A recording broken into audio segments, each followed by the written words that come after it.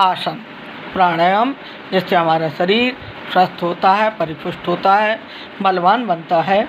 आइए आसन का चित्र भी आपको दिखाते हैं।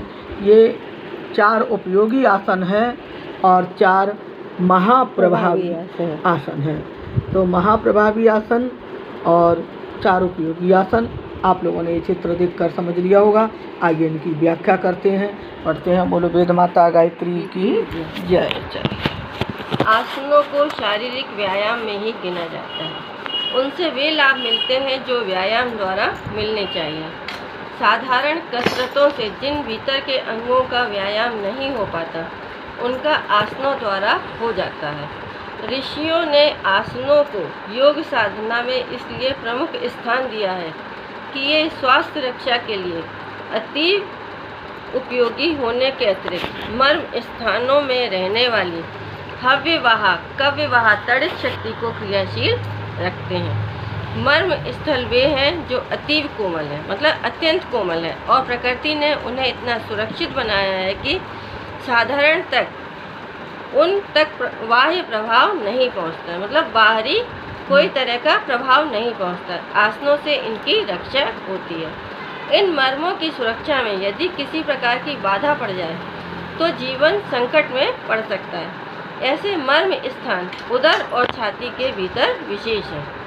कंठकूप, स्कंध, पुच्छ, मेरुदंड और ब्रह्मरंध्र से संबंधित 36 मर्म हैं। इनमें कोई आघात लग जाए, मतलब कोई चोट लग जाए, रोग विशेष के कारण विकृति आ जाए, रक्त अभिसरण रुक जाए और विष बालुका जमा हो जाए तो देह भीतर ही भीतर घुलने लगती है। मतलब अगर किसी प्रकार के बीमारी हो जाए तो देह, मतलब शरीर अंदर ही अंदर घुलने लगता है। बाहर से कोई प्रत्यक्ष या विशेष रोग दिखाई नहीं पड़ता, पर भीतर भीतर देह खोखली हो जाती है। नाड़ी में ज्वर नहीं होता, पर मुंह का कड़वापन, शरीर में रोमांच, भारीपन, उदासी, हड़फूटन, सिर में हल्का सा दर्द, प्यास आदि भीतरी ज्वर जैसे लक्षण दिखाई पड़ते हैं। वैद्य डॉक्टर कुछ समझ नहीं पाते, दवा दारू देते हैं, पर कुछ विशेष लाभ नहीं होता। मर्मों में चोट पहुंचने से आकस्मिक मृत्यु हो सकती है। तांत्रिक अभिचारी जब मारण प्रयोग करते हैं तो उनका आक्रमण इन मर्म स्थलों पर ही होता है। हानि, शोक, अपमान आदि की कोई मानसिक चोट लगे तो मर्म स्थल छत विछत हो जाते हैं। मर्म स्थल मतलब अंदरूनी भाग शरीर का। और उस व्यक्ति के प्राण संकट में पड़ जाते हैं, मतलब किसी को कोई सदमा लग जाए तो भी अपना हार्ट में दिक्कत हो जाती है, या हार्ट की पल्स मतलब तेज तेज चलने लगता है।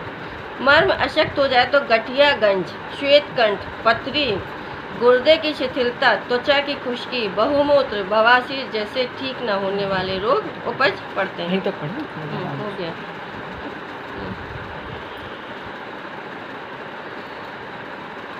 पहले इसकी व्याख्या करें।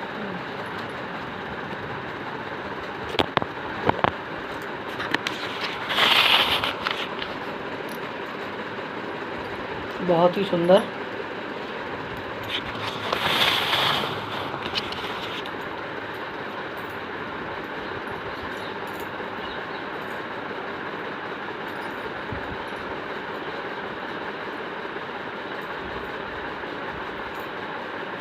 दीदी ने अभी जो व्याख्या की बताया कि आसन क्या है, और हमने आज जाना मर्म स्थलों के बारे में। तो आइए मोटे तौर पर दीदी ने बताया कि आसनों को शारीरिक व्यायाम में ही गिना जाता है। जो अभी आसन आपको बताए, जैसे सर्वांगासन, बद्ध पद्मासन, पादहस्तासन, उत्कटासन, ये 4 आसन हैं। तो जैसे सर्वांग आसन के लिए हम सीधे चित्त लेट जाएंगे और लेटकर अपने कमर के ऊपर के भाग को, पैरों को, दोनों पैरों को जोड़कर ऊपर की ओर उठाते हैं और पीठ पर अपने दोनों हाथों का बल लगाते हैं। इस तरह से और सिर और हमारे पीठ का आधा भाग जमीन से जुड़ा हुआ रहना चाहिए। हाथों पर अपनी कमर से वेट ले लेते हैं और पैरों को दोनों को ऊपर आसमान की तरफ पंजों को खींचते हैं। यह है सर्वांगासन। अब हम करते हैं बद्ध पद्मासन।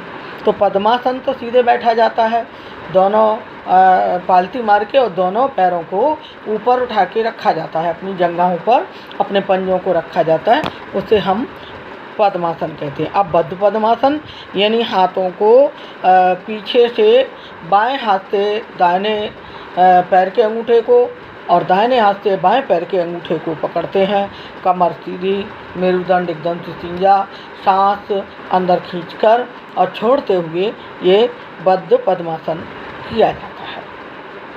अब इसके बाद आता है पादहस्तासन।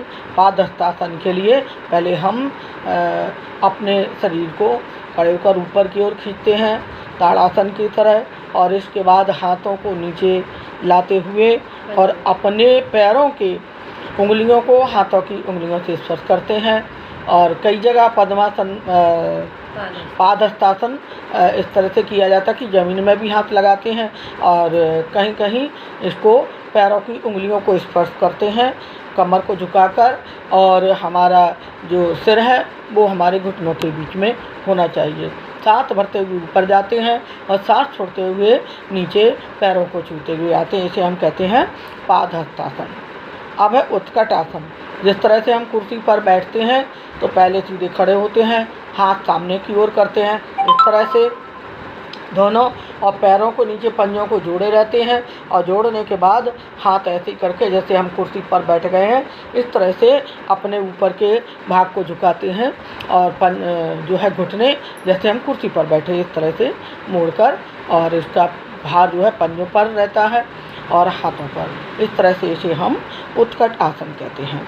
तो ये आसन हमारे हाथ और पैरों को मजबूत बनाते हैं, इससे हमें आती है। अब आइए यहाँ थोड़ा सा गुरुदेव ने जो कहा है उसकी थोड़ी सी व्याख्या जो गुरुदेव ने बताई है, जो कुछ भी थोड़ा सा हमें समझ में आ रहा है वो हम उतना ही बताएंगे। हम कोई ज्ञानी तो है नहीं, लेकिन जो हमने सीखा है स्वाध्याय से, स्वाति दीदी से जो पढ़ा है वही हम थोड़ा सा यहाँ बोलना चाहेंगे कि ऋषियों ने योगासन साधन इसलिए प्रमुख स्थान दिया है कि जो है स्वास्थ्य रक्षा के लिए अति उपयोगी है। तो उन्होंने क्या कहा, मर्म स्थल। मर्म स्थल कौन कौन से होते हैं? तो जब हम भ्रामरी प्राणायाम करते हैं तो हमारी स्वाति दीदी बताती हैं कि ये यहाँ पर पहली उंगली यहाँ लगाते हैं मर्म स्थल में, फिर एक आँख पर लगाते हैं और एक से अपने छोटे कान को बंद करते हैं, इस उंगली से यहाँ ये मर्म स्थल और इस उंगली से ये यहाँ मर्म स्थल। जितने जो सॉफ्ट भाग हैं हमारे ये मर्म स्थल कहलाते हैं।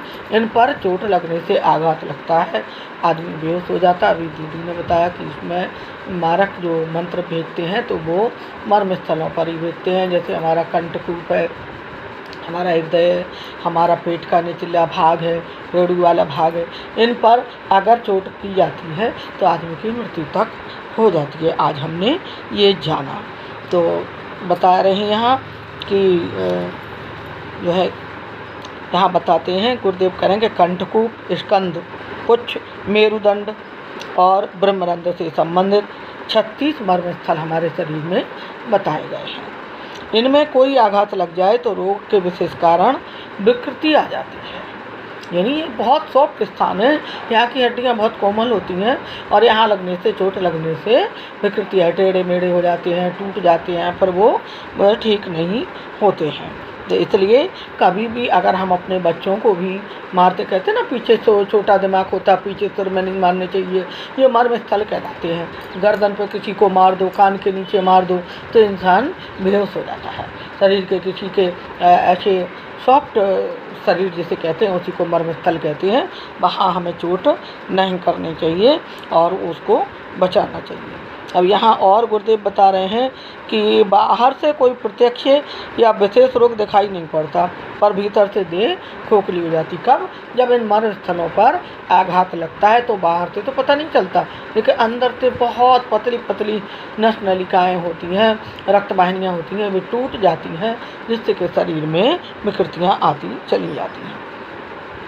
आगे गुरुदेव बताते हैं कि नाड़ी में ज्वर नहीं होता, पर मुँह का कड़वापन, शरीर में भारी, यानी हमें कैसे पता चले कि हमारा शरीर खोखला हो रहा है? तो इसके लिए गुरुदेव कहते हैं कि नाड़ी में तो ज्वर नहीं होता, लेकिन हमारे शरीर में अंदर ज्वर सा बना रहता है, भारीपन सा बना रहता है, मुँह हमारा कड़वा, जैसे नहीं कहते कि आज पता नहीं हमें अंदर बुखार है, लेकिन नापने पर बुखार नहीं होता, पर मुँह में कड़वापन होता है। बार बार ठंड सी लगती है, ठंड नहीं है फिर भी रोमांच हो रहा है, शरीर में भारीपन हो रहा है, मन नहीं लग रहा, उदासी है और हाड़ फूटन, यानी जोड़ जोड़ में दर्द होता है। हम कहते हैं आज पता नहीं क्यों मुझे हाड़ फूटन हो रही है, मेरे पूरे शरीर में दर्द हो रहा है, लेकिन बाहर से तो हम स्वस्थ हैं, लेकिन अंदर से ये हमें तकलीफ़ें होती रहती हैं। और फिर हमें क्या होता है कि शरीर में हल्का सा दर्द भी होने लग जाता है, प्यास अधिक लगती है आदि ज्वर जैसे लक्षण दिखाई देते हैं। लेकिन जब डॉक्टर और वैद्य देखते हैं तो वो कुछ समझ ही नहीं पाते, वो कहते ऊपर से तो कुछ नहीं है, नाड़ी तो बढ़िया चल रही है, हम दवाई दें तो काहे की दें, और देते भी हैं तो उससे कुछ लाभ नहीं होता, क्योंकि वो मर्म स्थलों की जो चोट होती है वो अंदर से होती है, बाह्य शरीर में चोट नहीं होती, तो इसलिए कम ही समझ पाते हैं। मर्मों की चोट पहुँचने से आंख में मृत्यु भी हो जाती है। कुछ ऐसे आघात लगते हैं जैसे आप किसी के नाभि के नीचे अगर आप चोट मार दो तो तुरंत उसको चोट लग जाएगी, मर जाएगा। किसी के सीने में मार दो, आप कहते कोई गिरता है ना, सिर के बल गिरता है तो कहते कुछ नहीं हुआ, हाँ ब्रेन हेमरेज हो गया, मर गया, सिर की नस फट गई इत्यादि। इस तरह से हम लोग समझ पाते हैं। तो यहाँ बताते हैं कि मर्मों की चोट पहुँचने से आक्रामक मृत्यु हो सकती है।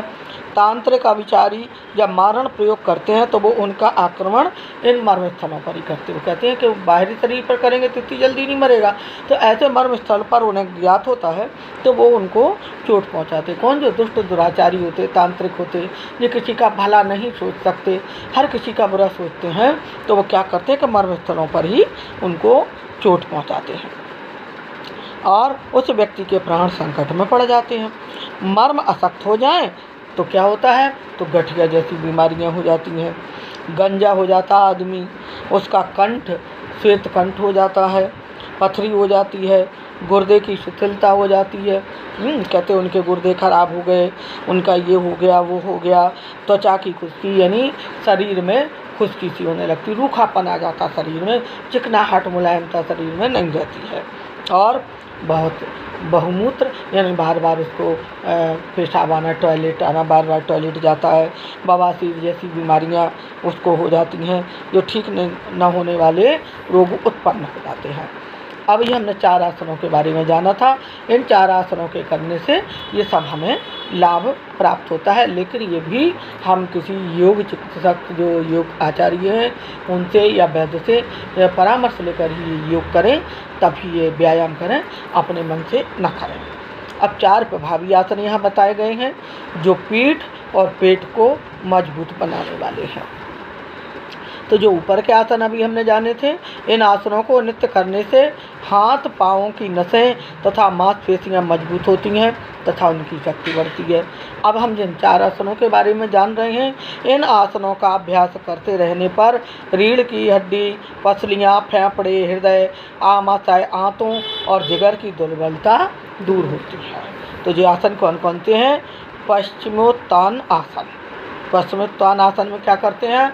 हम सीधे बैठ जाएंगे, पैर फैलाकर, दोनों पैरों को हमें जोड़ लेना है और सांस भरकर सांस छोड़ते हुए हम सिर को नीचे झुकाएंगे और घुटनों से सिर को लगा देंगे, सांस पूरी खाली करके, और अपने दोनों हाथों से अपने पैर के पंजों को पकड़ेंगे। जितनी देर हम सांस रोक सकते हैं उतनी देर हम रुकें। इसके बाद हम सामान्य सांस लेते हुए छोड़ते हुए ऊपर आ जाएं। कम से कम 5 मिनट इस आसन को हम करें, पुनः सांस लें, पुनः छोड़ते हुए नीचे जाएं, फिर जितनी देर रोक सकते हैं रोकें, फिर ऊपर आएँ। इस तरह से करते हैं। अब हम करते हैं मयूरासन।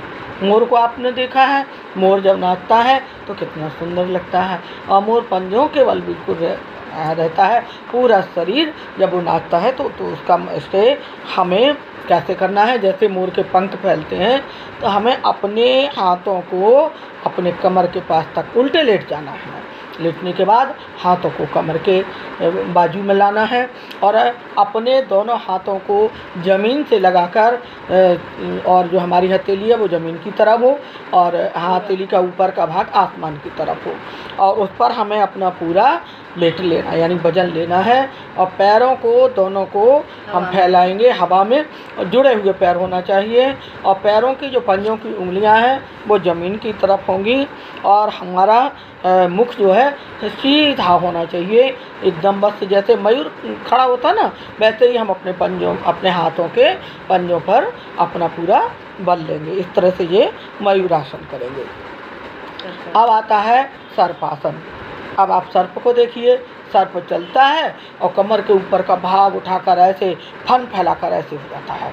उसी प्रकार से हमें भी करना है कि हमें भूमि में लेटकर हाथ पुनः कमर के पास तक लाएंगे और हाथों को ज़मीन में ऐसे करेंगे जैसे कि हम वो करते हैं, पंजों को ले जाएंगे पीछे की तरफ, और हमारे पैरों के जो तलवे हैं वो आसमान की तरफ होंगे।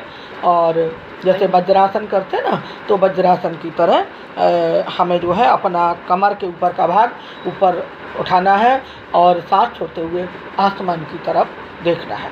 इस तरह से हम सर्पासन करेंगे। अब आता है धनुरासन। धनुरासन धनुष की तरह। धनुष कैसा होता है हम सभी जानते हैं। इसमें भी ये चारों आसन पेट के बल लेटने के हैं। तो हम पेट के बल फिर पुनः लेटेंगे और अपने पैरों को हम ऊपर की ओर उठाएंगे और घुटनों के जंघाएं नीचे रहेंगी, और अपने दोनों हाथों से दोनों पैर के पंजे के ऊपर के भाग को हम पकड़ेंगे और गर्दन और छाती हमारी ऊपर उठी होगी, सांस छोड़ते हुए इसको उठाएंगे। इससे भी हमें काफ़ी शरीर में जो बताया कि इन आसनों के अभ्यास करने से हमारी रीढ़ की हड्डी मजबूत होती है, हमारी पसलियाँ, हमारे फेफड़े मजबूत होते हैं, हृदय, किसी को हार्ट अटैक नहीं होता अगर करते रहते हैं, आमाशय हमारा शुद्ध होता है, आंतों की सफाई होती है, और जो पेट में अगर मल रुका हुआ होता है तो वो सब निकल जाता है, और जिगर की दुर्बलता दूर होती है। तो आइए अभी हमने इन 4 आसनों के बारे में जाना। आइए आज का स्वाध्याय यहीं विराम करते हैं। आप लोगों ने जो कुछ भी सुना समझा अच्छा लगा हो तो ग्रहण करिएगा और हमें लाइक अवश्य कीजिएगा। गायत्री महाविज्ञान का आज जो है हमारा 7वां दिन है, कल गुरुवार है। कल हम अभी ये इसी का आसनों के बारे में कल पढ़ेंगे। जो अभी आपने आसन देखे इसके बाद और भी बहुत सारे आसन हैं, तो उनके बारे में विस्तार से बताएंगे, चर्चा करेंगे। और परसों शुक्रवार को सूर्य नमस्कार की विधि, तत्व शुद्धि के बारे में हम जानेंगे। तो आगे बहुत बहुत आभार आप सबका और हमारी रजनी खरे दीदी का। ये दीदी हमें सहयोग दे रही हैं। आज दीदी ने स्वाध्याय में पढ़ा, बहुत ही अच्छा लगा, आनंद आया। जय गुरुदेव, सभी को प्रणाम। ओम सहना भवति सहनो भुनस्तु सह वीरं करवावहै तेजस्विनावधीतमस्तु मा विद्विषावहै। ओम शांति शांति शांति, सर्वारिष्टु शांतिर्भवतु।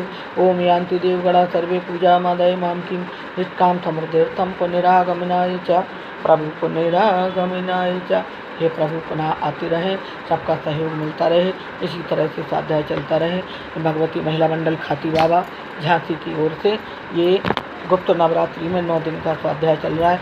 आप लोगों का आशीर्वाद मिला, आप लोग लाइक करते रहे तो आगे भी ये पूरा स्वाध्याय किया जाएगा और आप लोगों को इसका लाभ मिलता रहेगा। जय गुरुदेव, सभी को ओम शांति शांति। बोले परम पूज्य सद्गुरुदेव की जय।